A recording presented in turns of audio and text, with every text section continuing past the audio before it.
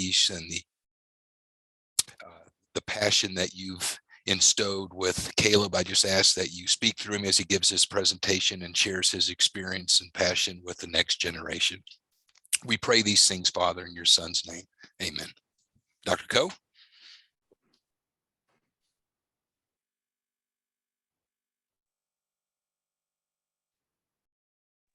Sorry, I was muted there. Sorry about that. All right, guys, my name is Caleb, as Dr. Peterson said. So we're going to be talking a little bit about neurocognition. I kind of ran out of time, so I will kind of leave a lot of the background stuff out. But we're going to kind of be talking about neuroplasticity, neurocognition, and kind of why I think it's kind of this missing piece of the ACL pie. Again, I didn't come up with this. I read a lot of smart people's papers. But I'm super excited to do this talk. I'm really passionate about it. We're going to have fun. We're going to move around a little bit and hopefully learn a thing or two and get a little bit better. So just a quick about me. Olivet Nazarene, played football, loved it. My options were like free college or like pursue the football dream. So I picked the football dream and lost a few brain cells in the process, but we're still here. Big Cat Performance was started in 2018. My wife and I started it kind of as a way for, well, one, to make a little bit of money, but also to kind of hone my skills working with athletes, kind of the soft skills, cueing, exercise prescription.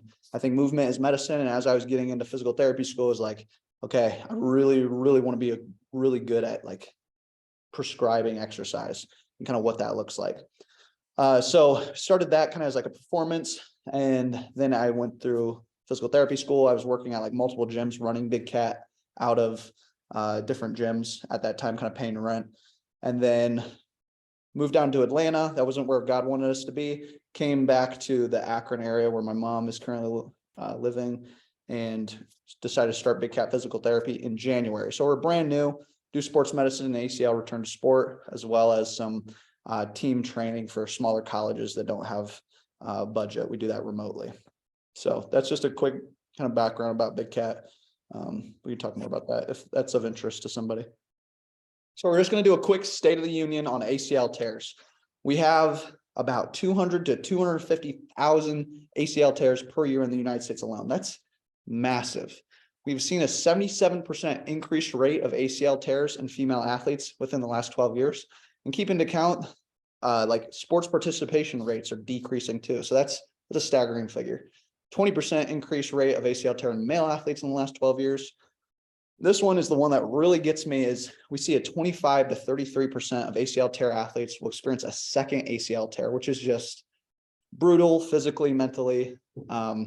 It's brutal. That hurts me to hear that. There's also a 5% and a 25% for female chance of sustaining a contralateral ACL injury. We see so many athletes coming back, putting in all the work, 9 to 12 months of ACL rehab, and then they get to return to sport and they tear their good side. Why is that happening? And then there's like about 50% of athletes never reach their pre-injury competition levels. And I think there's something like 30 to 50% of athletes never get back into competitive sports, which, if our whole job as like health practitioners is the wellness of people, and we know sports are good for you, not just from the physical side, but also the mental side, that's crushing.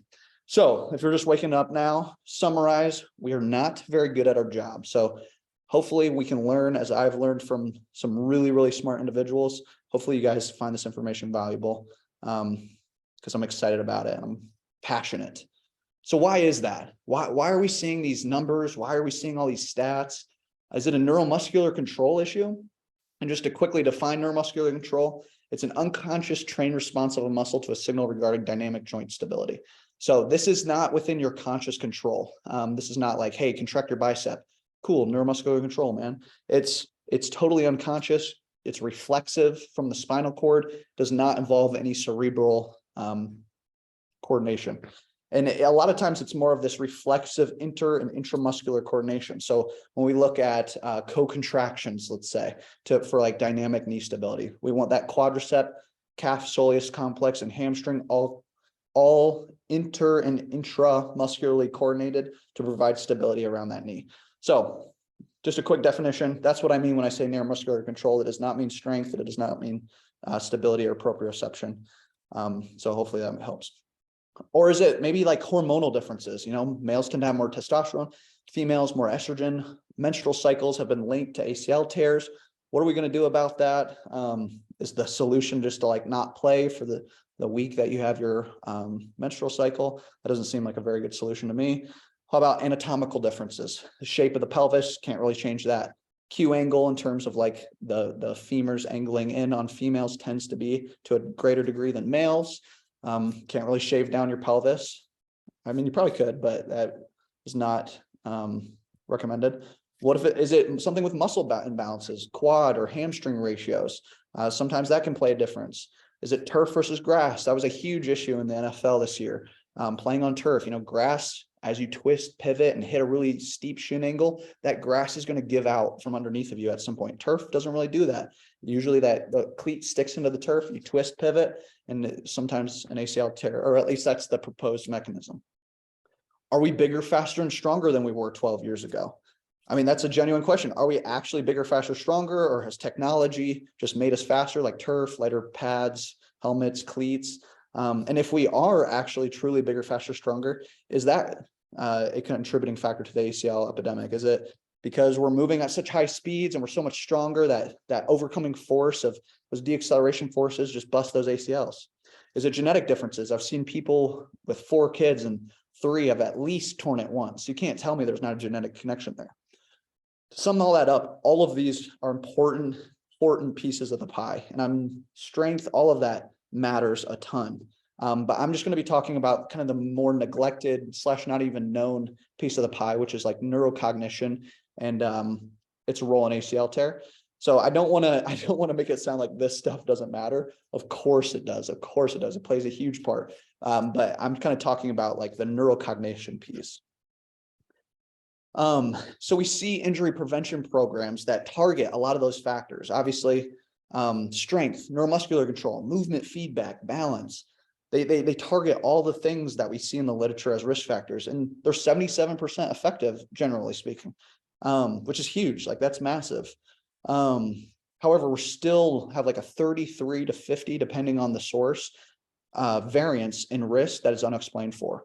I mean, I'd be happy with 77, but if we can get it even closer to that 100%, man, why wouldn't we? And I think one of the missing keys is neurocognition.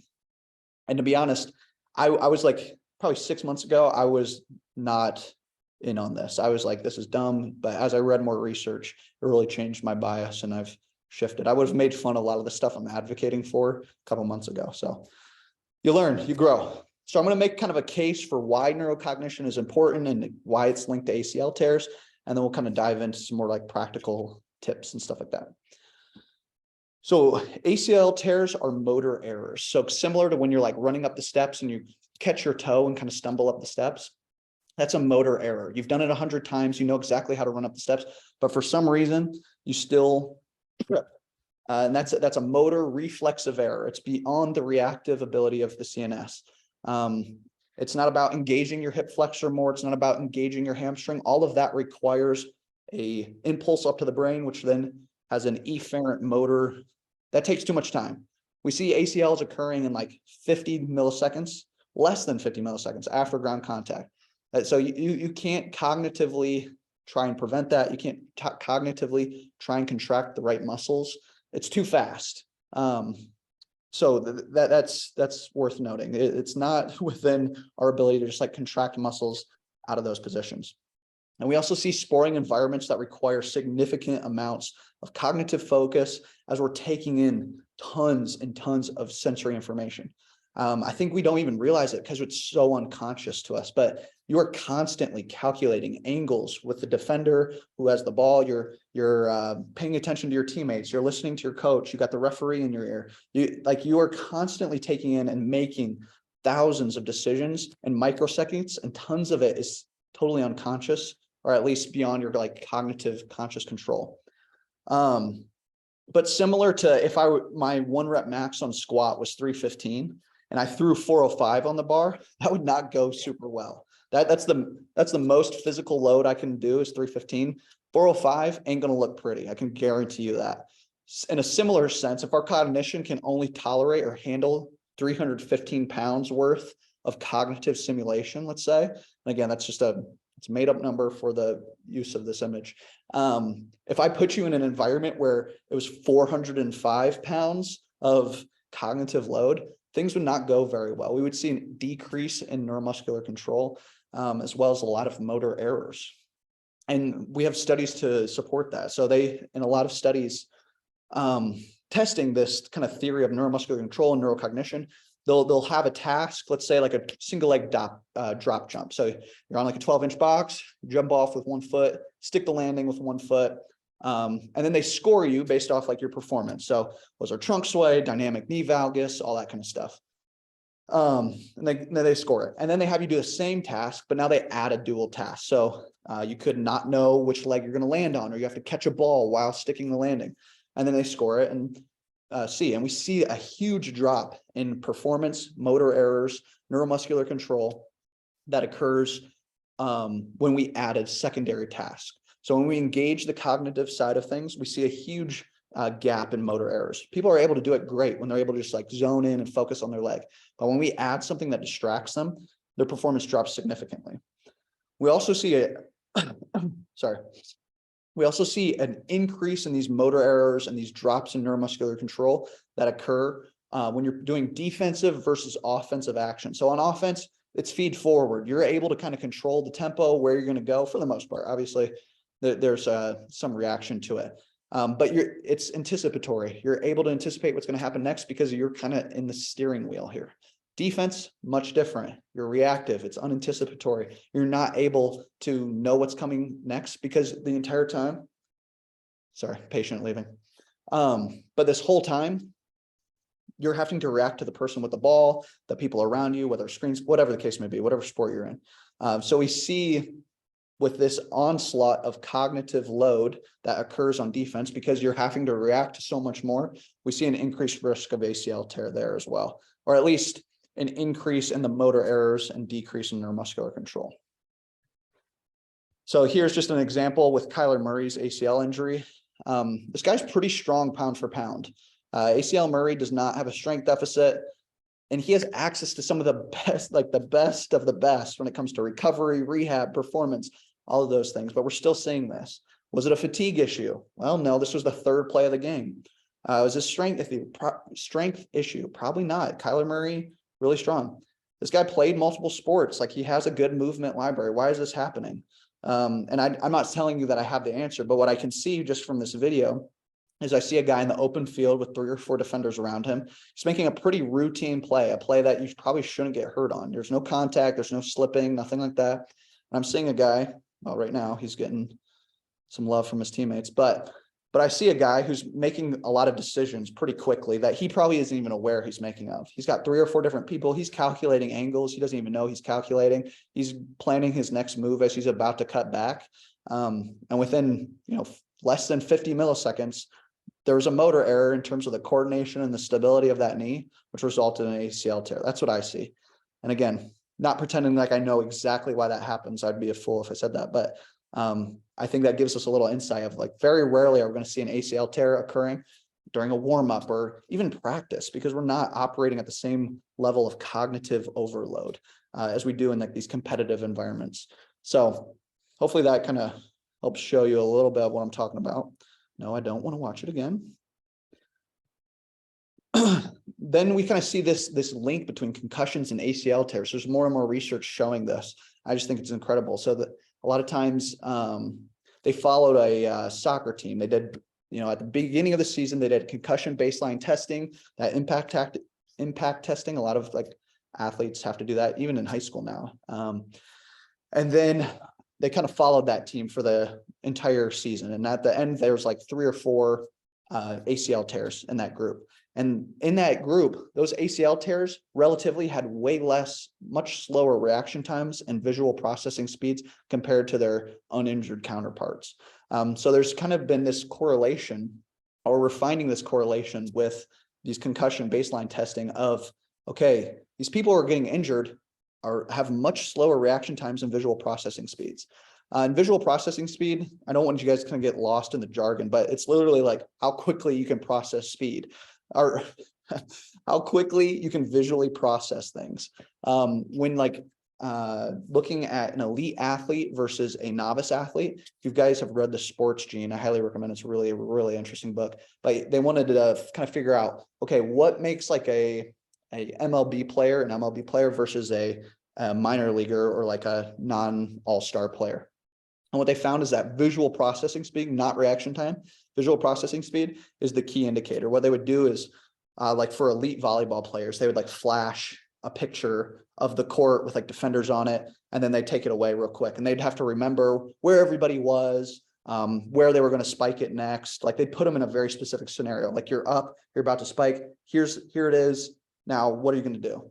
And they kept shortening how long they would be allowed to see it. And the elite athletes, like the elite of the elite, volleyball, baseball, they were able to see pictures that to the normal human eye, us, we're normal, we're the normal people, would look like just like a flash of light. But they were able to process what they saw so quickly that it was literally just light. It would look like just a little flash of light to us, but they were able to already see the court, know where all the defenders were, boom, come up with a motor plan from that. So we're seeing this correlation with visual processing speed and ACL tears as well. And I just think that's super interesting from a performance as well as an injury prevention standpoint. And there's also some more data showing long-term motor control impairments that persist after concussion. So you get a concussion, a lot of times 1 to 3 years afterwards, we can see this increased risk of ACL tears due to motor control impairments as well as decreased processing speeds and reaction time. So all that to say, concussions really important in terms of like actually recovering fully and going to a good therapist, I think. And then just in general, for any lower body injury, we see a 2 to 3.8 time increased risk of lower body injury up to 90 days after a concussion. That's a long time. I mean, in a lot of cases, that could be like the rest of the season.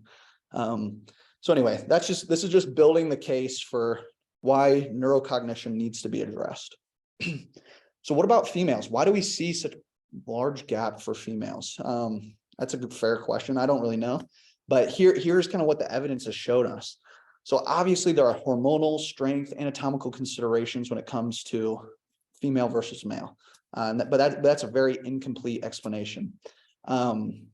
One really large difference between males and females is the size of our angular gyrus and visual cortices. So those are just areas in the brain located more on the right side of the brain. And they're responsible for visual spatial control and visual processing speed. So visual spatial control is just kind of like where you are in space, proprioception, joint awareness, all that kind of stuff. As well as like memory of places, like motor plans that are stored over time. Visual spatial control is huge on that. And men have much larger relatively compared to females, those areas in the brain, leading us to presume that men are able to have higher degrees of visual spatial control and visual processing speed than females. And then also testosterone tends to make us bias the right brain, which is where those areas are mostly stored, which again leads to more visual spatial control, visual processing speed. And in those same studies I was talking about earlier, where they did like the drop jump, calculated performance, and then added a dual task, they did that same thing, but we're like kind of comparing males to females to see if there's any differences there. And they saw that females had an increased neuromuscular errors during those change of direction landings when given a dual task when compared to males. So what we can take away from that is females were not able to take in as much cognitive information without risking more neuromuscular errors when compared to the males. So we saw it across the board for everyone, but females in general were scored a lot more errors, I guess. We also saw just an overall decrease in performance. So not only were there neuromuscular errors, but they weren't able to jump as far or cut as smoothly. And we also see an increase in these neuromuscular errors when given an anticipatory component. So like a defensive, where they have to react to a light or to a person. So we see an increase in these neuromuscular errors compared to males, which I think is super interesting. And that, again, we might ask, like, why is this? Why do females struggle to take in all this cognitive information compared to their male counterparts. And we can kind of get into the nature versus nurture. And I'm sure there's like a ton of stuff out there, but this is just kind of what the literature gave me is, so when they look at taxi drivers after they've passed and do lobectomies or whatever, and looked at their brains, they actually have incredibly hypertrophied angular gyrus and visual cortices, which kind of leads us to the assumption that these places, if we use them a lot, can develop larger. What you're born with isn't necessarily what you're stuck with. And thank goodness, right? We can make progress. So these taxi drivers driving around London, they have to store these maps, all of this visual spatial information. And those areas in the brain responsible for this visual spatial and visual processing speed actually grew larger over time. And then just upbringing as well. So male toys, Lego, playing with blocks, video games, even just play in general, playing outside tends to promote more visual spatial control, visual processing speed. And that when compared to females, and that's kind of all on like the nurture side. And then on the nature side, it's like, well, evolutionary wise, men tended to be hunter-gatherers versus foragers. So again, I guess we had to have more visual spatial control. Anyway, that's just kind of like what the research would say. And I think it's super interesting. Biggest takeaway though is females in general tend to not be able to tolerate as much cognitive load before they start to exhibit neuromuscular errors. So now we're going to talk about neural anatomical adaptations after an ACL tear. You guys doing okay? Any questions so far? All right, cool. So a lot of things happen after a ACL tear. I have a picture coming up, so if we don't like words or more of a visual learner, just tune out. I'm kidding, don't do that. But the ACL houses a lot of mechanoreceptors. Mechanoreceptors are just things that relay information back to the brain about where we are in space, proprioception, joint position sense. Are we bent? Are we rotated? So it's not just proprioception. There are other components to mechanoreceptors. But anyway, the ACL has a ton of them proportionally compared to anything else in the body. So it houses a ton of these mechanoreceptors. And it's super important for giving us information. Your brain relies heavily on the ACL. If you guys have heard of like the homunculus, which is like the brain and like, your tongue like has like this huge portion of the homunculus. I should have gotten a picture of that.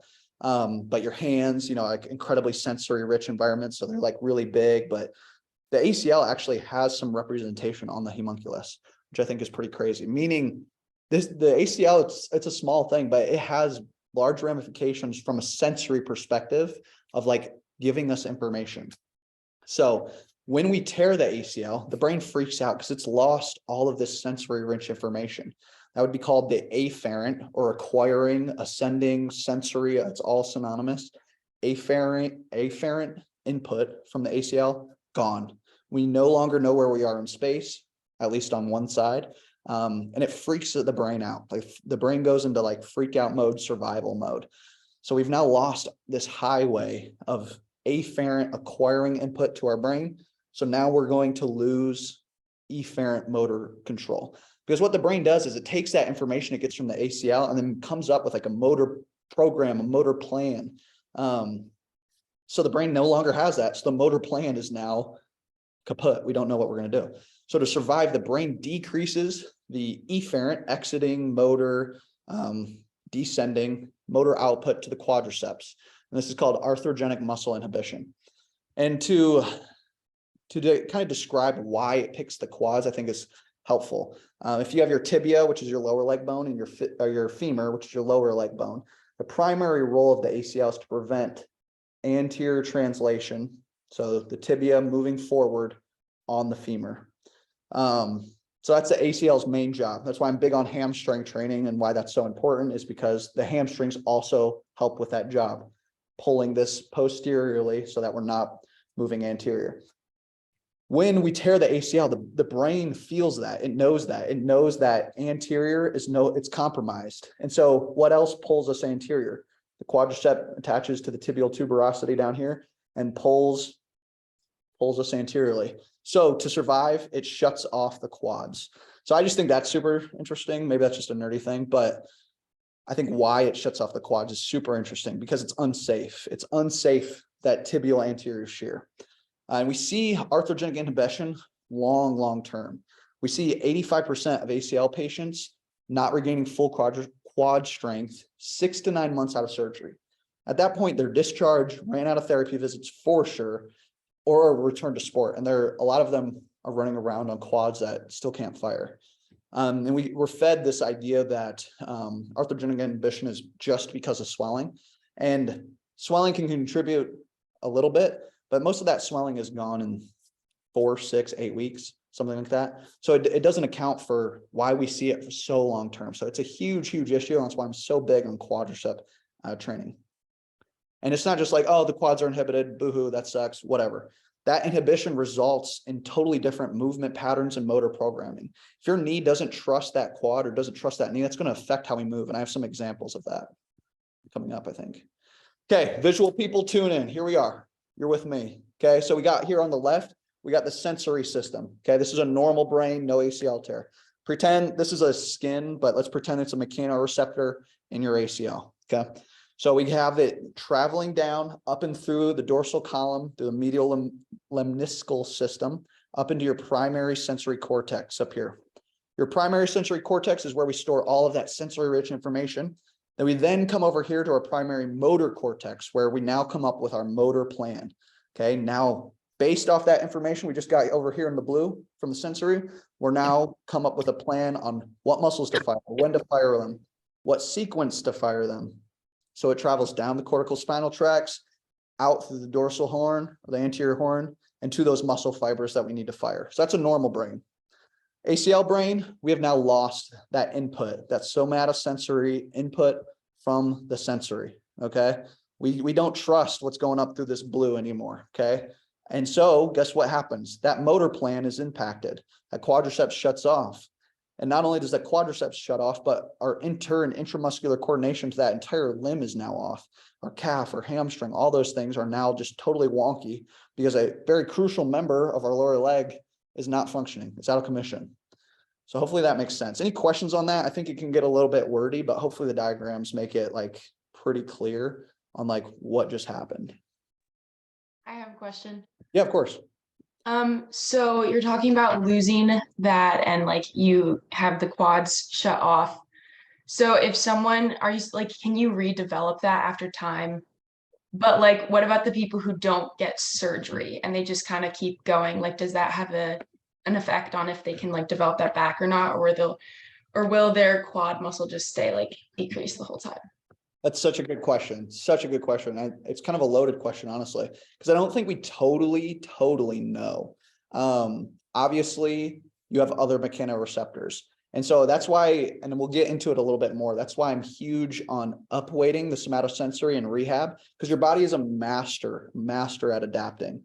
And if we can get your body to adapt and use everything else, even if it is without an ACL, that's kind of the goal, is that we can get back to like normal function, normal motor patterns, normal sensory input, even without an ACL, because everything else picked up the slack. However, I think it requires us reweighting our how we acquire information. We'll talk about that later.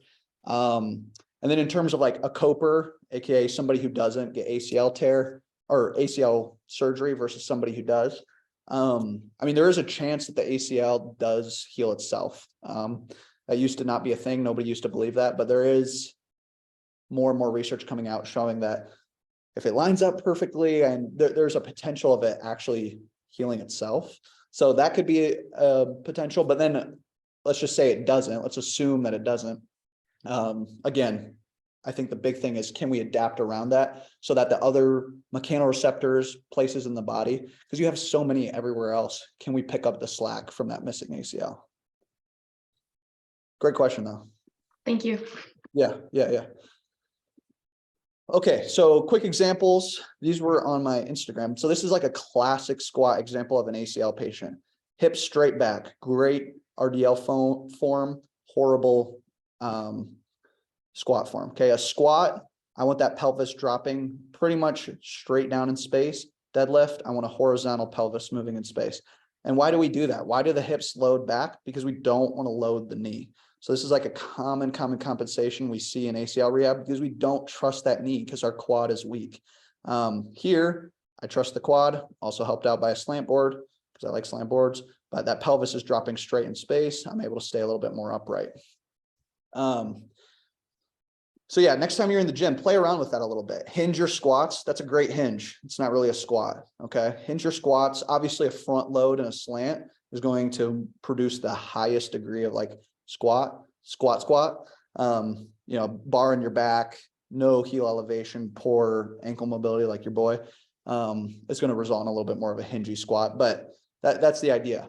And this is another example here. So when I go down, kind of happens fast, but you guys see that knee just snap back. I'm not pushing off of my foot at all. I'm totally using hip extension in my low back.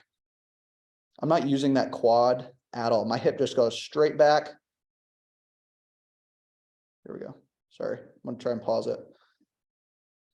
You see that position? Again, that kind of looks like an RDL. I got a very neutral tibia. My hips are way back, my low back's way back, and I'm just loading my hip. And so what we see is we try and extend, because our quad is so weak, we're trying to extend the knee before we extend the hip, when it should be opposite if we have a strong quad. And I see this in people with healthy knees, knee pain, ACL. This is common, period. So now this is let's say this is a good rep. Okay, this knee should stay forward. I should get hip extension before I get full knee extension. Let's watch. Hip extends, then the knee extends. Okay, so that's going to require a lot more work out of that quad. So the quality of what we program makes sense. All right, everybody stand up. This is everybody's favorite part. Okay, everybody stand up. We're going to do this. All right. No, you have to, Morgan. No laughing. All right, so we got 3 systems to keep us upright. We have 3 systems that keep us from falling over and keep us upright when we're moving around. Okay, your visual, your vestibular, and your somatosensory. Mechanoreceptors would be in like the sensory column. So anything that gives us information. So Lizzie, I think that's how you say your name, Lissy. This is kind of the answer to your question. Lisi. Sorry, so sorry. I knew it. Okay, so everybody balance on one leg for me. Okay, pretty easy, right?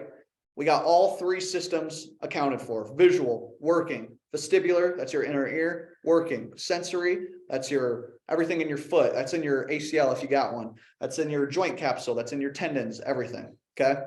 But now let's challenge the vestibular system. Okay. So let's look left and right. Look left and right. Ooh. Okay, the faster you do it, the harder it is. Okay, so what we just did is we decreased the vestibular system's input, all right? But because we decreased vestibular, visual and sensory picked up the slack, all right? Okay, now let's close our eyes. Okay, a little bit harder, right? Okay, so we just took away vision. So now vision's down. Vestibular, sensory, up. We upweighted sensory and vestibular. Now, let's take away visual and vestibular. Let's close our eyes and add head movements. Ooh. Okay, that's super tricky, right? Because one of 3 is now working. Just sensory, just the somatosensory system. All right, you guys can sit down. Thanks for playing along. Hopefully you don't look weird and like, I don't know what things are called anymore at Cedarville. Like if you're in Chick-fil-A or like the SSC or something, get some weird looks. So those are our 3 systems. SSC is right. We were in the SSC. Perfect. So sorry. So after an ACL tear, we lose the sensory. All right. That's a bit dramatic. We have other things that can compensate, but we lose a big chunk of it. We don't trust it anymore. So guess what the body does? We overcompensate by upregulating our visual and vestibular. We see ACL patients with a very, very high degree of over-reliance on vision. This is why I don't like Bosu balls. I'll talk about that later. But we see this compensation of requiring visual input to do an exercise? And the answer isn't as simple as just close your eyes. There are other ways to do it, I think. But that's just something to consider. After an ACL tear, vision takes over, and we'll talk over more on like how to upregulate and downregulate certain things. And then also cognitive load. I've kind of already talked about that, and I was really like late last time, so I'll kind of skip over it. But we see a decreased ability to handle a lot of cognitive stressors. So if your previous cognitive max was 315, after an ACL, it's like 225, let's say. Again, those are just numbers I'm making up. But one of the reasons is because we have to assign way more cognitive resources to the ACL leg. We see this internal processing where ACL patients, all they think about is their leg. Every cut, every jump, every landing, every squat, everything. They're walking even, and they're thinking about their leg. And we as therapists or strength coaches or rehab professionals, whatever you are, we make it worse, honestly. So we'll talk about that. But this cognitive load, we see a decreased ability to handle lots of stimulation. So I just painted a pretty bleak picture, but there is hope. My wife was like, please tell me you don't have any dad jokes. I was like, this is the one. So we're going to talk about just some keys that we've learned from motor learning. Motor learning, teaching a new skill, neuroplasticity, the brain's ability to change. I used to be in the camp that all you needed was strength and mobility, but it's not enough. We need to take a neural approach to ACL rehab. When we talk about what we're doing, we really are rewiring the brain. The brain has all these compensations, and we have to unwind all these compensations, reopen up these neural pathways, and restore that. And how and what we do matters a ton. That's the whole point of motor learning. Like what we say, what we cue, the actual exercises we use matters a great deal. I see all this stuff online that's like, no exercise is a bad exercise. I don't totally agree with that. There are definitely better exercises, and especially like how you say it and how you prescribe it matters a great deal. So we'll talk about external focus, implicit learning, differential learning, self-controlled learning. I'll try to go faster. This class ends at 2, correct? Thumbs up. 2. 145. 145. Okay, cool. Yeah. We're doing good. Okay, so external focus of attention. In 95% of clinicians use an internal focus of attention. So if you want elbow extension, the cue would be, I want you to extend your elbow as you flex your shoulder. Okay. See me punching you guys. Okay. So I want you to extend your elbow while you supinate. Wait, no, that's pronate. Okay. I want you to extend your elbow while you flex your shoulder and pronate your wrist. Okay. That's a punch. Good job. Or we could say, I want you to punch. All right. So an external focus is like, hey, punch my hand. Okay. I just got the same end goal, which was a punch, without any of that internal processing. And when we apply that to an ACL patient, let's say they're walking and we want terminal knee extension on heel strike. Okay. Because that's crucial, especially actively, to make sure that we're getting full knee extension.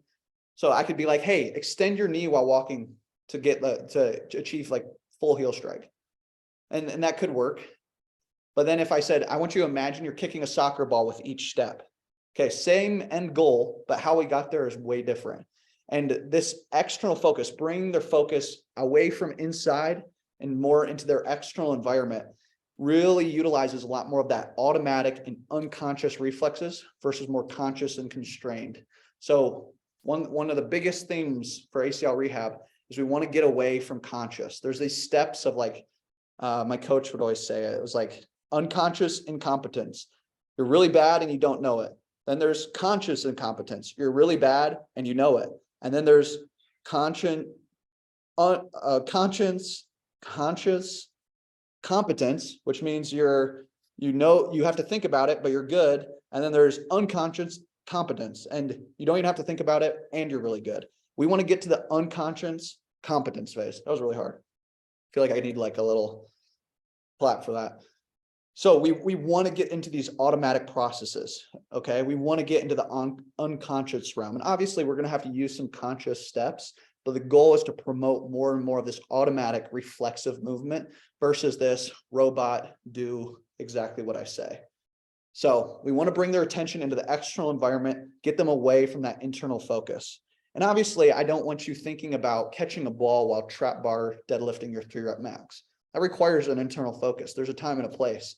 But if you have an internal focus while you're playing sports and all you're thinking about is that knee, or you have to like really think about your leg to have stability or control because you've built that habit in rehab. We put you in a sporting environment where you have to guard a defender, listen to your coach, listen to your teammates, react, do all these things and take in all this information. There's no way you're going to be able to survive in that environment. Survive is a bit, you know what I mean? So implicit learning versus explicit learning. Explicit learning is like, okay, here's the step-by-step instructions of exactly what I want you to do. For your squat, I want you to stand shoulder width apart, shoulders back, hips down, knees forward, telling you exactly what you want. Implicit is the kind of use more like vague metaphors, analogy, imagery to describe movement. And again, this promotes a more automatic process. Does anybody else, like when you sprint up the steps, do you ever like just like look down at your feet like real quick and like think about what you're doing and then just eat it? So that's called reinvestment. I've done that. I don't know. Maybe you guys are a little too cool for me, but I've done that for sure. I'm sprinting up the steps. I look down, boom, eat it, because I started thinking about it. It's called reinvestment. You take a skill that you already know how to do. Okay. Running up the steps, for example, but then you start to think about it a lot. And then you start making motor errors. So sure, that's, yeah, I'll leave it there. Okay. So that's kind of what reinvestment is. We see the reinvestment with explicit learning. It promotes that. So we end up actually making more motor errors when we explicitly write out exactly what we want versus using kind of vague metaphors and analogies that allow us to kind of promote kind of more automatic processes. Okay. Does that make sense? So it ends up resulting in better anticipation skills by the athlete if we can use implicit. And I'll throw up some examples here. So with the squat, I kind of already talked about it. Stand with your feet shoulder width apart, lower down your thighs as you parallel to the floor. I've said all those things for sure. Where an implicit instruction would be more about, think about keeping a big ball between your knees for a stance. Imagine you're picking up a heavy box from the floor. Again, it's the same outcome. It's a squat.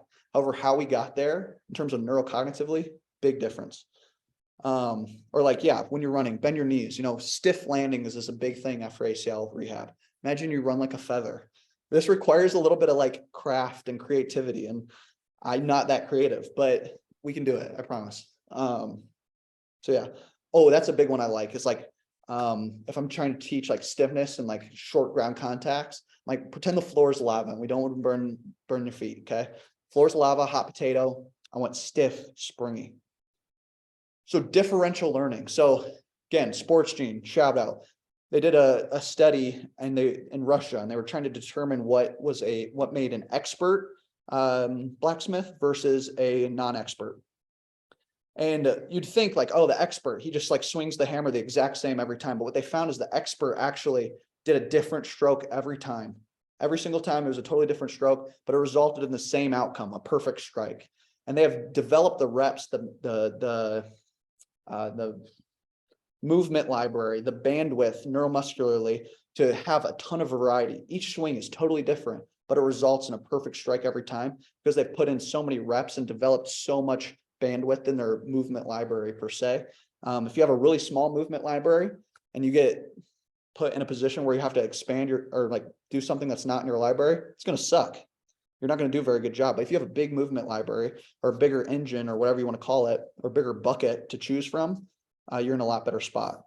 So I always joke like Bruce Lee's wrong. You got like who would you rather have, like one person who practiced one kick 10,000 times or 10,000 kicks one time? I'll take the 10,000 kicks one time because that person now has the capacity to kick 10,000 different ways. That's dope because no kick's going to be the same when you put them in a fight. Guarantee it. So our job is to expose you to a lot of different things possible in the clinic.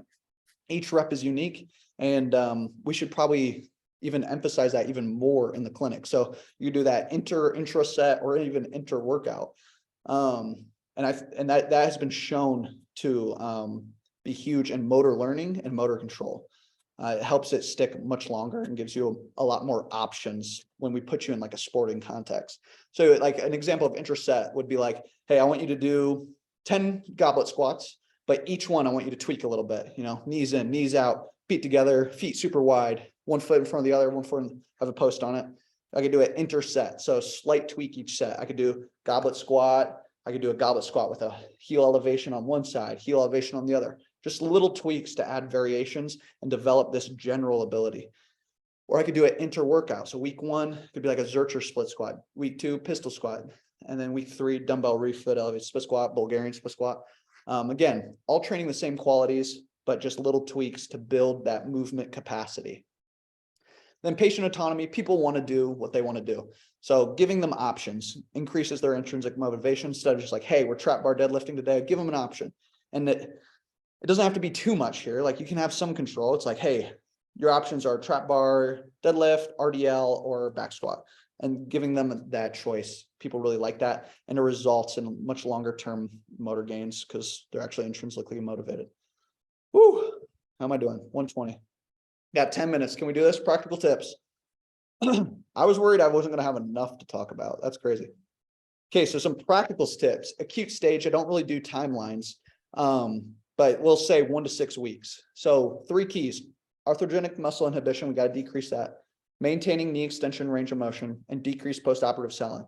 So with AMI, muscle inhibition, one thing that we do is knee joint cooling. So we'll take 2 cups of ice, put it on either side, kind of where the MCL and LCL are, strap on neuromuscular like E-stem and do like different contractions with that. It really helps with that inhibition from the quad. I don't know why, but that's why. Another thing we'll do is like cross education. So if I squeeze my quad really hard on my good leg, I'm going to get a benefit on my left, even without doing it. So I'll squeeze my good leg and then squeeze my right leg, plus knee joint cooling, plus electrical stimulation. A lot of times you get really good activation out of that by just like kind of ramping up the system, getting that motor unit recruitment. Knee extension, I just tell my patients, chill out there. When you're watching Netflix, just chilling, prop that heel up so that the knees kind of dangling and just chill and extension because that's super crucial. I also, some of you had said like use different supplementation to decrease scar tissue. That's something that's like a little like, oh, supplements, you must be like a voodoo mama juju. That's not the case. Supplements can be very beneficial if you do your research and find really good stuff. And then swelling, again, elevating muscle pump, either with electrical stimulation, movement, and then you could also do like voodoo floss if you really want to. So how do we progressively overload the neuro side? And early on, it's a little bit more tricky because we're more limited in what we're able to do. So this is kind of what I follow is like, I do this kind of leapfrog. So phase 1, learn the basic skill with very little to no cognitive challenge. So if it's just a straight leg raise where you're like laying and lifting your leg, okay, let's learn that first. Even if it takes us a week, let's do that first. Then I'm going to add a neuro component. So instead of just a straight leg raise, now we're going to do like straight leg raises, kick it to my hand. Okay. Or I'll attach a laser to their shoe and have them like play a game on the wall or like draw something with their leg. So there are different ways you can like kind of gamify it and add like a cognitive challenge. And usually that results in a drop in motor performance. And once they have kind of reach motor mastery or do a good job with that, then I'm going to increase either the motor or the neuro. And that's just motor, neuro, motor, neuro, motor, neuro. So I just continue to progressively overload it with adding more motor, which could be load, different exercise, or pretty much load, reps, however you progress, range of motion, how you progress in exercise. And then I'm adding a neuro skill, motor, neuro. So hopefully that makes sense. Really early on, it's really how creative are you? Virtual reality is great. There are really cheap options out there. You're going to be doing single leg balance with a like Google Cardboard on, and you'll be like on a roller coaster, or even like practicing your ball handling while standing in a basketball arena, even that. And different brain games. There's an app called, I just found it, blanking on the name. Switched On.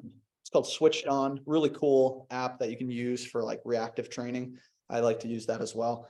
And then dual tasking, which is just doing one task while doing another. So instead of just single leg balance, let's do single leg balance catching a ball, or single leg balance while like following a partner's hand. I have that post up. So you can do multiple tasks to keep them cognitively engaged and out into their external environment. Then mirror neurons is just this idea that we can get benefit by thinking we're doing something or doing it on the opposite side. So, that's why virtual reality is so great, is just putting somebody in that environment turns on these mirror neurons that makes us think we're actually doing the real thing. Kind of similar to that cross education. So here's a good example. So this is what that app I was just telling you about. So whatever color, I really like planking. First of all, it's an isometric quadricep contraction that people don't think about because your leg's fine, but I don't care about the purpose. Based off what color he's seeing in front of him, he's out tapping. Seems simple enough, but that makes a huge difference by engaging cognitively as well. So I really like that example. And here's another one we can use like biofeedback to kind of gamify it. So let me skip ahead for a long explanation. So we can kind of gamify quadriceps contraction. The M trigger, it's a little expensive, but you can see how hard you're squeezing your quad. So the harder you squeeze it, you can be like, come on, give me more, like get me to green.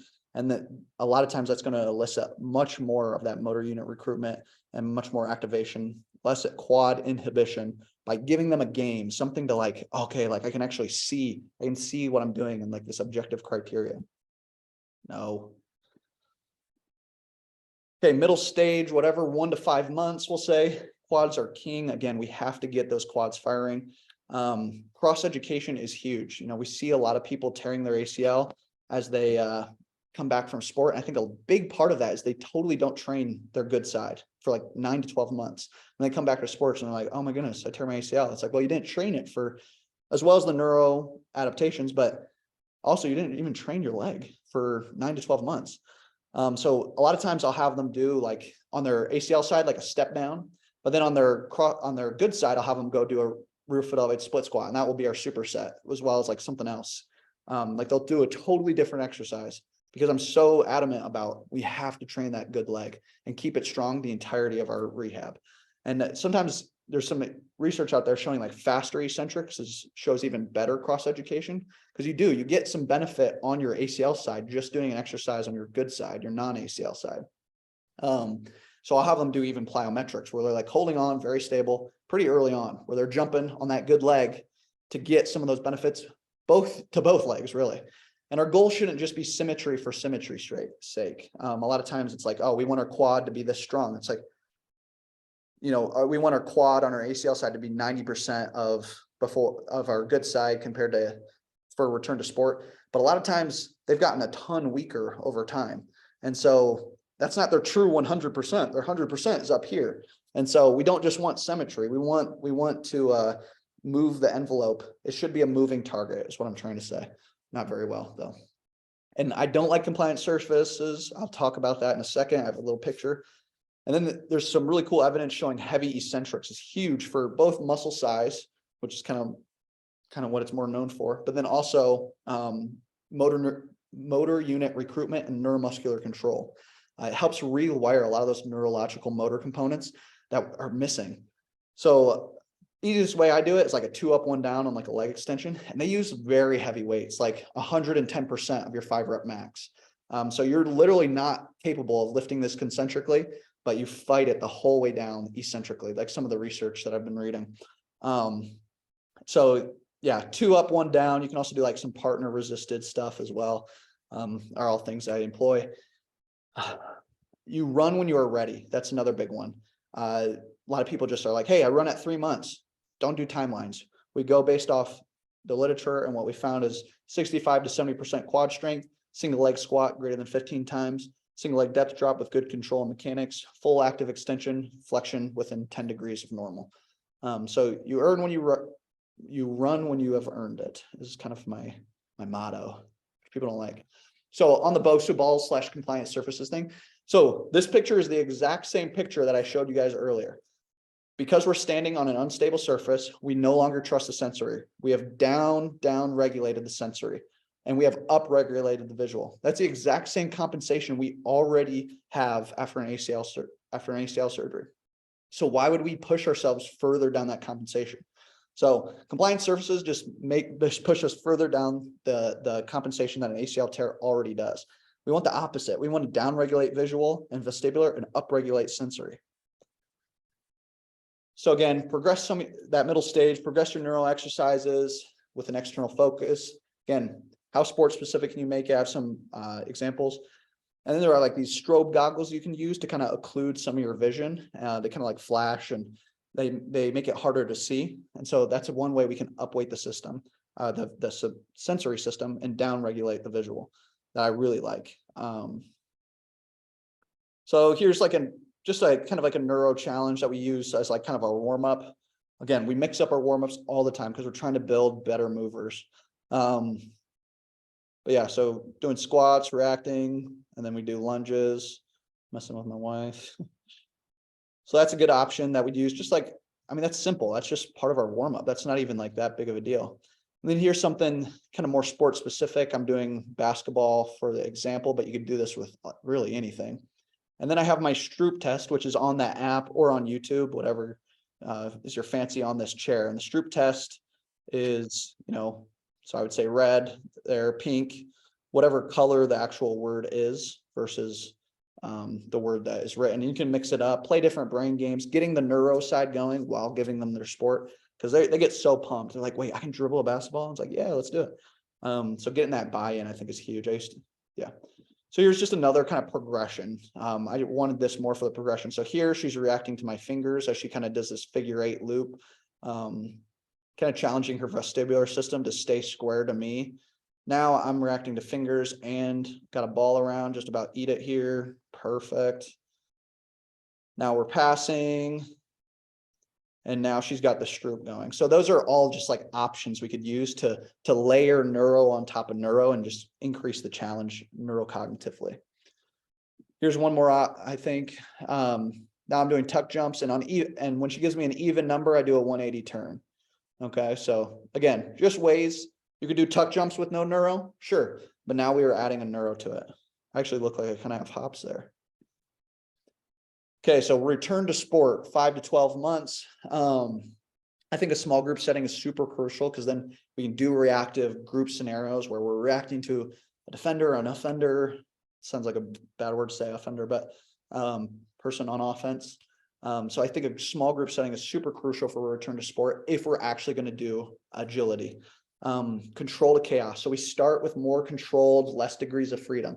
Change a direction to a cone, to a line. And then we kind of progress that to more reactive. So stuff where we're reacting to a partner, there are multiple things going on in terms of balls, multiple partners, chaos, because sports are chaotic. We have to get that continuum of like starting off controlled to build the capacity and the sequencing and all that kind of stuff, and then moving more towards the chaos side of things. Because change of direction and agility are not the same thing. Don't really have time to go into all that, but if you looked at my profile, you know that. And then, yeah, how can we add? I have some examples coming up. And then the current trend is just, if you have quad strength at 90% and hop test greater than 90%, you're cleared. I don't think that's enough at all. Here's an example of controlled chaos. They put a ton of numbers in there, but I think if you get the idea, you're good. Here's a really good example, I think, of just some agility. So they start off pretty simple. Okay, you're reacting to the person and come into a stop. Now we're going to add another component. So now we have to actually play defense. So we react, throw the ball. Okay, so we're just adding neural levels or degrees of freedom to this. Now he's got more options. So now we got 1 pass, 2 pass, 3 pass, score. Okay, so now that would be like the most complex. This is a really good one, is we start off with just a mirror drill, just reacting, nothing too crazy, like 1 or 2 degrees of freedom there in terms of like options. We don't have a ton of options. Now he's got options. He's got 4 corners that he's reacting to, different entry angles. So again, we're just adding variety. And I think there's more. So yeah, now let's put it into like a fun competitive environment. All right. Similar ideas, similar skills, but that would be the progression. Return to sport lacking. Psychological readiness isn't addressed at all. I have different ideas on like how to build confidence, but a good way to objectively measure it is the ACL RSI. If you have force plates, great. Those are super great. If not, just like a single leg depth jump on like a jump mat or a Vertec is perfect. And you can also add neuro components too. So I would do like the hop test normally. And then I would add a neuro component. So they're reacting, and I'll show that in a second. Flying 10 yard, all good stuff as well. So this is like a modified hop test or neuro test. So he's going on green, he sees green and then he goes. So, oh shoot, I don't want that. Just a second.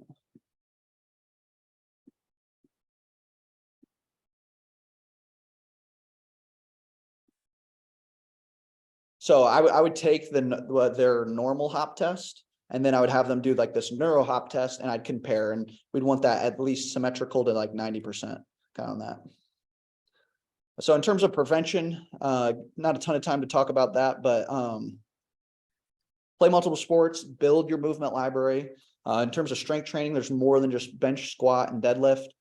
Build better movers, build a larger movement library. I love bench, squat, and deadlift. I'm a meathead, don't get me wrong. And I use those movement patterns, but like, how can we load it differently to slightly tweak it?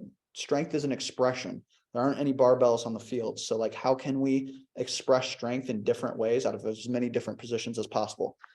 Play small-sided games, challenge them cognitively, leave no weak links. Not a ton of time to get into all that. Sources, questions. All right. Kind of did better, not really. All right, guys. So let's do questions. If you guys have any questions, let's take 10-15 minutes with that. I have a question. Yeah. So I know ACL tears are like super, like really common, and you don't really see like PCL tears as much, but like, how would you, I guess for rehab, like how would it vary for like, helping somebody through a PCL tear rather than ACL? Like, how is it different, I guess, and how you would, build their strength back up in whatever, in their quads or hamstrings or whatever it is. Yeah. Yeah. So, I mean, it's rare, obviously, to see a PCL tear. I haven't seen nearly as many. And then it's even more rare to actually have people get surgery. A lot of times they just kind of let it go. The only like major difference that I would do, and to be fair, I have not seen a lot or like done extensive amounts of research in PCL tear, so take that for what it's worth. The only big difference is because it's the PCL and its primary role is preventing posterior translation of that tibia on that femur. The hamstrings will be the ones inhibited, if that makes sense. So instead of the quads being inhibited, the hamstrings will be more inhibited. So making sure we're really attacking a lot of the stuff I said about quads now applies to the hamstrings, if that makes sense. And then obviously making sure we don't neglect quads either, like that will help maintain that anterior translation of the tibia. Good question. I have one. Yeah. So I know you like literally right at the end just mentioned a little bit about prevention. But so is there a neurological aspect to preventative care? Because like I know like we have the physiological side where you're strengthening that joint, you're doing muscle exercise and stuff like that. But is there that neurological aspect? And if so, would it be those same neurological exercises that you were talking about in like the presentation for rehab and stuff? Yeah, it's a great question. And I don't think we have a for sure answer, but I think for sure, I guess I can't say that. I don't think we have like a 100% clear all this data to support that, but I think the idea is that yes, we should. And there's like study trials and stuff going on right now testing that, because the hard part about neuro is you can't measure it. You can measure strength, or it's harder to measure, I should say. So it's like, how do you measure something that's a little more qualitative in nature? And that hop test does give us like a way, but again, like how much of that is neuro? So it's hard to like really measure objectively, hey, this is neuro and this is how we prevented the risk. However, I do think that adding neuro components, whether it's sport coaches in terms of like their practice structure, I think, like stuff we see in warm-ups and stuff, it's a perfect opportunity to make progress that we waste a ton of time on with quad pulls, and none of that stuff's necessarily wrong. But we tend to not use that time to our advantage. And then even just like practice design in general. I mean, I spent so much time in football chopping my feet over bags that are a foot high for what? What cognitive element was there? So can we engage them cognitively in practice? And then and from like the performance prevention side of things, if that's more of what you're going into, are there ways we can sneak in cognitive elements as well? Sprinting in reaction to a partner versus just starting and like going. Are there ways we can add kind of that cognitive element? Obviously, I don't want you cognitively thinking about me throwing a ball at you while you're 1 rep maxing a back squat. There are times to focus on strength. But if my goal is to, like today, my wife and I, we were sprinting, and instead of just a straight on sprint, we'd sprint, jump over, we'd like start off our sprint, jump over a hurdle, and then one of us would call out right or left, and we'd run around the cone to the right or the left. So it's like adding just little tweaks, we're not asking for the world, but I think that can make a huge difference. But I don't have like an RCT or systematic review to like show you data on that. Because this is kind of newer stuff. Dustin Grooms from Ohio University is kind of the pioneer of like this neuro approach to rehab, ACL rehab specifically. And so I think they're actually doing like some pretty sweet studies right now, actually, about like kind of that question exactly of like prevention and how can we put neuro in it. I have a question. Yeah. So because I know that you're not like physically or mentally fully developed until later in life. And so for like a child who went through a ACL tear or something, would their training and rehab be different for like strength training and the cognitive training and stuff like that? Would that look different? Honestly, no, I don't think so. Yeah, I mean, I think the youngest person I've worked with is like 12, 13, something like that. So no, I don't think it changes too much on like the age. Yeah, I might have to think about that, but I don't think so. Good question though. I have a question. It's not really about ACL tears, it's about more of your personal life. But I am wanting to do something similar to what you're doing. And I'm going to physical therapy school in the fall.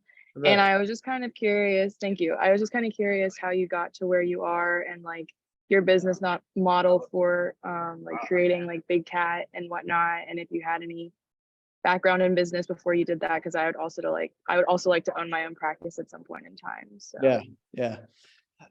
I mean, that's a very loaded question, but I love it. I mean, the Lord, first of all, that's a big one. But I think I wanted to get into private practice and like own my own business because my wife and I want to foster kids, and creating a life where I can have a little bit of flexibility, I think is something I'm pretty passionate about too, in terms of like, hey, I'm able to kind of adapt my schedule to the needs of my children.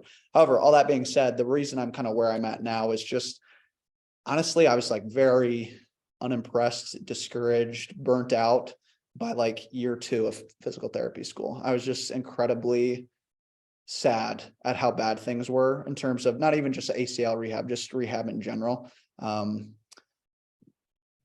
it, like insurance in terms of like how it kind of runs the show and what that then, yeah, I ended up spending a ton of time writing notes and not even like talking to my patients. And that was just killing me because I feel like so much of it is being able to develop a relationship where they trust you, use exercise. And half the time I was just drowning in notes because I was trying to juggle a couple patients out of like 2 or 3 patients. So I think I think it kind of came out of a necessity of like, hey, like this is not the kind, I'd rather do something else, honestly, than be a physical therapist if this is what it means.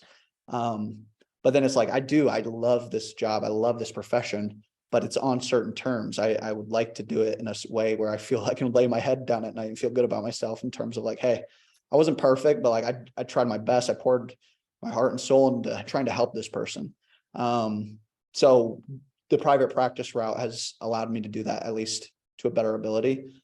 But that's a very individual decision based off lots of experiences. So you might have a completely different experience, but that's just kind of where I was at. thank you. Yeah. I got a quick question for you, sir. Yeah. So do these neurocognitive exercises, can they help with the rehab from other injuries as well? Or is it mostly just ACL? Or does it like help it to a different degree, or how does that work? Yeah, that's a great question. In terms of like research, the most research is like on ACL, obviously, but we see similar mechanisms on like shoulder instability, lateral ankle sprains, that kind of stuff. So I wouldn't say it's like a long jump at all. We tend to wait for like systematic reviews and which that stuff is great and everything. But I think making that jump to say like, hey, like this could really benefit our ankle sprains, our shoulder instabilities as well. I think that is for sure would be indicated at least. Thank you. Yeah. I have a question. Sure. So I know you talked about how the quads are weakened when there's an ACL tear, but I've heard from studies that weakness in hamstrings can lead to re-tears in ACLs, but I didn't know if you knew anything about that, like how the hamstring strength compares to quadricep strength and how that kind of like leads to like re-tears in ACL. Yeah, that's a great question. Yeah, so I'm a huge proponent of the quadricep strengthening, just because we don't do a very good job of it, and we see those long-term inhibition lasting in 85% of ACL patients through 6 to 9 months, which is just an astounding figure, really. Like 85% of patients aren't meeting their 6 to 9 month quadricep goals and are still exhibiting some weakness. So that's why I'm a huge proponent of quads, but not to the detriment of the hamstrings. The hamstrings both attach to the posterior side of the tibia and are going to perform, are going to help at least be like a secondary ACL in terms of like pulling that tibia back and not allowing for that excessive translation. So while I'm a huge proponent, especially on like social media, about quads, because a lot of times I don't think quads are emphasized enough because people have pushed the idea that leg extensions are like detrimental. I am in practice huge on the hamstrings too. And I'll talk about it in terms of like strengthening it both in a long and a shortened position, which I think is kind of a different idea, as well as like isometrically and isotonically. I think it's huge as well. So yeah, that's big. Well, I want to be mindful of Dr. Koh's time, and I know several of you guys have class at 2. If there's anybody that wants to stick around, and if Doc has time to answer another question or two, great. If not, you guys have met your attendance and participation requirements for today. Okay. Thank you guys. I appreciate your time. If you have any other questions, I answer DMs, or at least I try to, so you can always slide into the old DMs too. Thank you.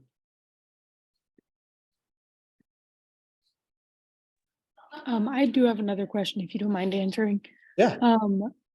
My roommate actually tore her ACL last semester, and I know a lot of people that struggle with like motivation with just keeping with it because of like the lack of, I guess, muscle from before they tore it. So like how do you keep your clients motivated to continue to keep working at it? Yeah, that is huge, like Melody, like wow. Because it's a grind, like it's at minimum 9 months, but preferably more like 12. And so on their first visit, one of the things I do is like kind of the 5 whys. So I'll be like, tell me a goal. It can be about your knee, it can be about anything. And usually it's like, I want to be all conference. I'm like, okay, why do you want to be all conference? Oh, because, and then you just keep asking why, and eventually you get down to the core reason of why, people's why, of why they want to achieve, why they want to. And so as best as you can, trying to relate your care back to that why, especially with somebody who's like really struggling to like be intrinsically motivated, can be huge. It's like, okay, like what are your goals? What are your things you want to get back to?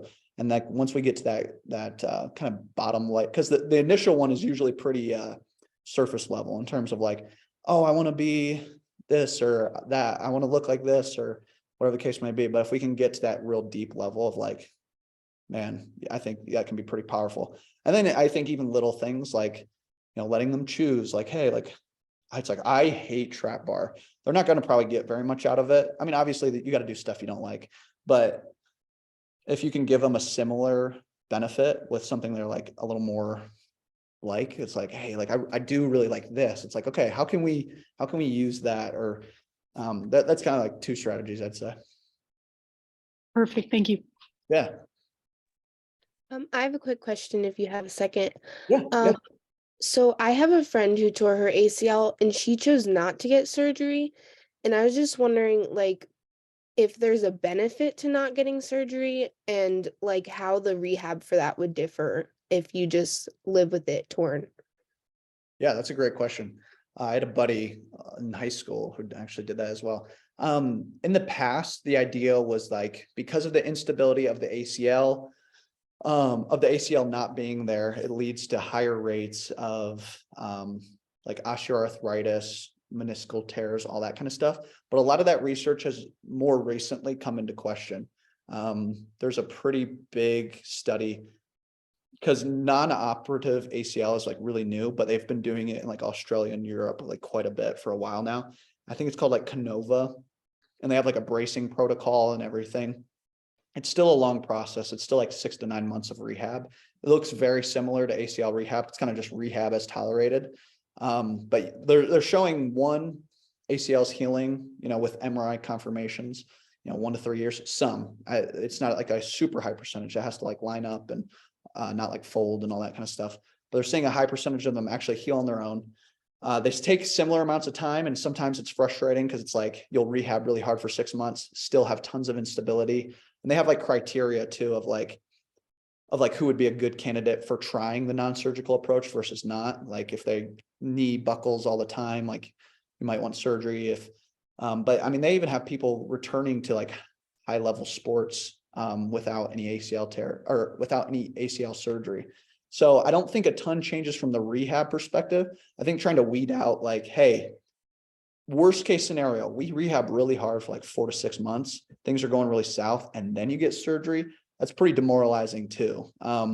So I think it just kind of weeds out like, what are your goals? What do you want to get back to? Is your goal like to go play high level soccer again? Or are you cool playing, like bracing it up and playing like intramurals or whatever? Not that that's not high level, not meaning to throw shade or anything.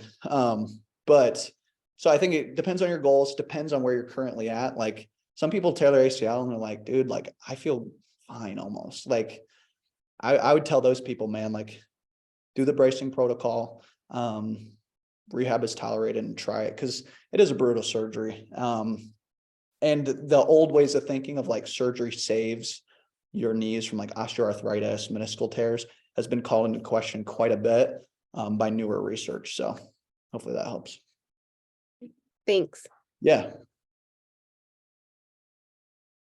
But I've seen people like have very like high level functional lives with no ACL, and like they don't even know it. And there's actually some cool research, but I won't bore you on that, between like a coper and a non-coper, and it's really cool. Thank you. Yeah. Brendan, you want to ask your question before mine? Yeah, sure.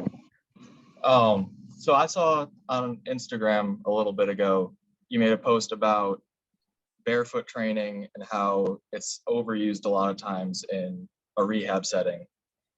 But you also said that it can be helpful sometimes. Yeah. And I was wondering what those sometimes would be. Like, yeah. So I guess so social media, there's no context or anything like that. You just make statements and get some of the backlash. But with barefoot training in general, I think it's great. Like I think you should be exposing your foot to new surfaces.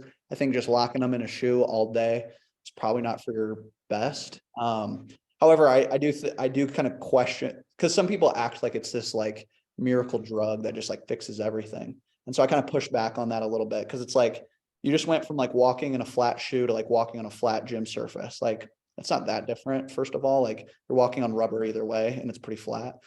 So you're not really giving, like your foot is incredible. Like it has so many, like talk about the sensory system. Your foot has a huge area on the homunculus in terms of like providing sensory information. So if I'm doing barefoot, I'd rather be barefoot like in the grass on rocks.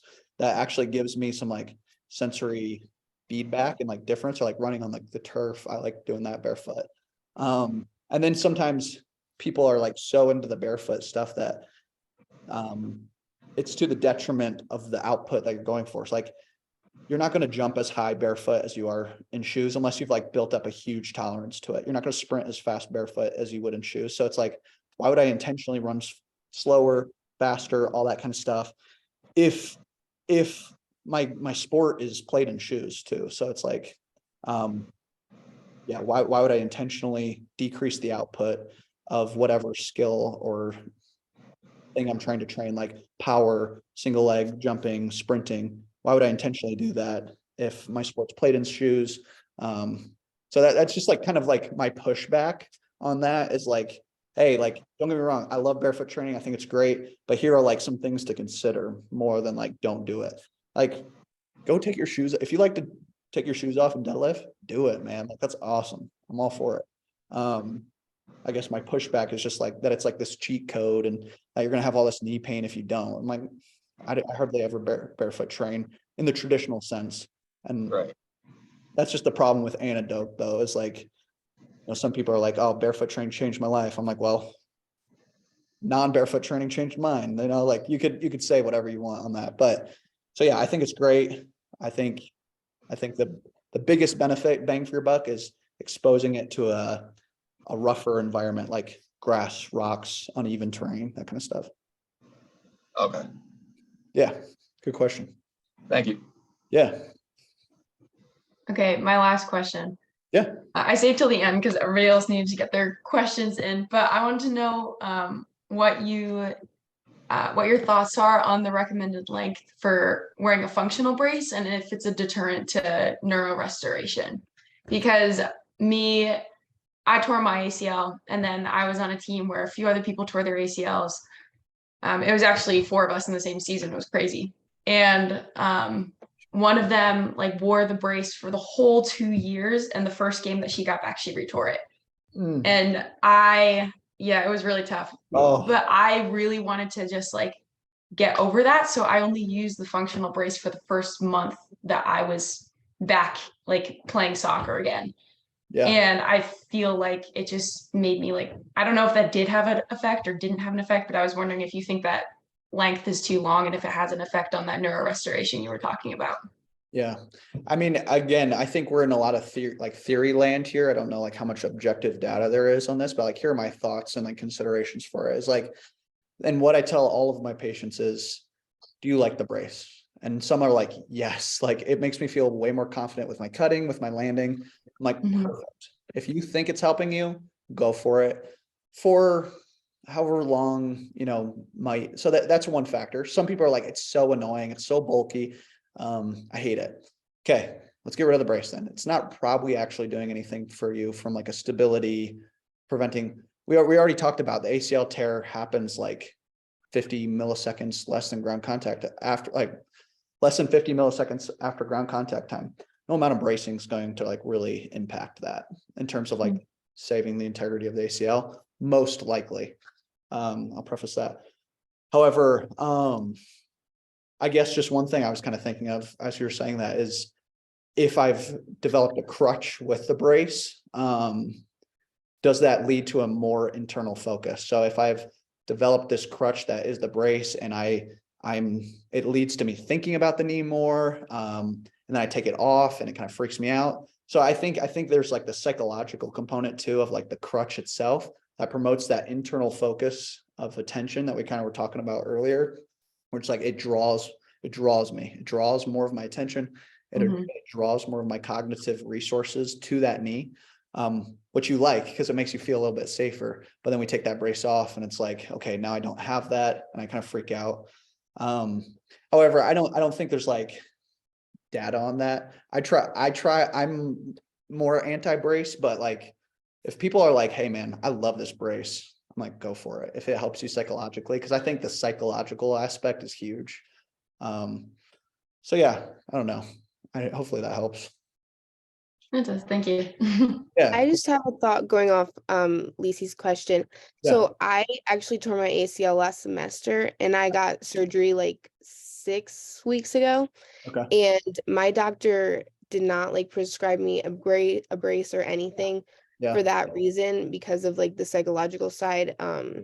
Because like he was afraid then when I would take it off then I would like be like relying on it. So and a lot of my friends had ACL surgery and all had braces for like a year or like 6 months or whatever afterwards. And so like everyone kind of thought it was crazy that I didn't have one. But I just never heard of anyone else not really prescribing one. So I just thought that was interesting. That's cool. Yeah. I'm kind of glad to hear that, honestly. Because a lot of times they prescribe it early on to like maintain knee extension. Yeah. But your knee is going to bend 5 degrees in a straight brace. Like no amount of bracing, unless it's like cinched tight, is like truly going to hold you in extension. Like there's usually some give. So I've always just kind of been like, the minute we have good quad control, I'm out of the brace. Or if you're like very compliant on crutches, but my goal is for you to ditch any kind of bracing, if you even have any, pretty quickly. Couldn't that increase like risk for manipulation post-op though? Which one? Sorry. Like not having a brace at all, because if you get stuck in like that bent position, then they could have to go in and refix it. Yeah. If you had got stuck in that knee extension position, I just don't know if the brace helps as much as people think in keeping that knee extended. I have my patients supplement different things for like serrapeptase notokinase, for like scar tissue, which has been pretty helpful, as well as just hanging out in extension when they're like sitting all the time. So a lot of that kind of offset that, because you don't want to get stuck with a flexed knee, obviously. And if you think bracing helps you, go for it. Like that's totally fine. But I don't know how much the brace actually helps in terms of like preventing like a flexion contracture or something. Okay, thank you. Yeah. These are all great, guys. I'm sorry you guys tore your ACLs. Was this like at least helpful? Yeah, it's super I thought it was interesting very too. interesting. Yeah. What do you It's guys? funny because now it's probably on both of our radars like a little bit more. Yeah. Yeah. What do you guys want to do? Like, do you guys have any, like, I don't know what year you guys are, but any plans? I'm pre-med. I'm actually, so I'm exercise science, but I'm on a pre-med track and I would love to do like orthopedic surgery. Sick. Well, if Yeah, you're with hip and in the knee. area, refer to me. Okay, cool. Thank you. I will. Perfect. Cool. What about you, Brianna? I'm like going for the 5-year master's athletic training program here. So Sick. Yeah, that's one thing. There's like this weird beef with like athletic trainers and PTs, and like I don't get it. Like I don't get it at all. Like I think PTs think because they got a doctorate that they're like super fancy, and now ATs are getting their doctorate, so they're going to be just as fancy. Like I've met bad PTs, I met bad ATs, I met good PTs and good ATs. I don't know. I think it's silly. Well, that's really cool, guys. Yeah, if you guys have any other questions, now's the time, or you guys can DM me, email me, whatever the case may be. I think I'm all good. me too. Cool. Thank you. Yeah, thank you Thank so you much. so much. Yeah, it was awesome to meet you guys.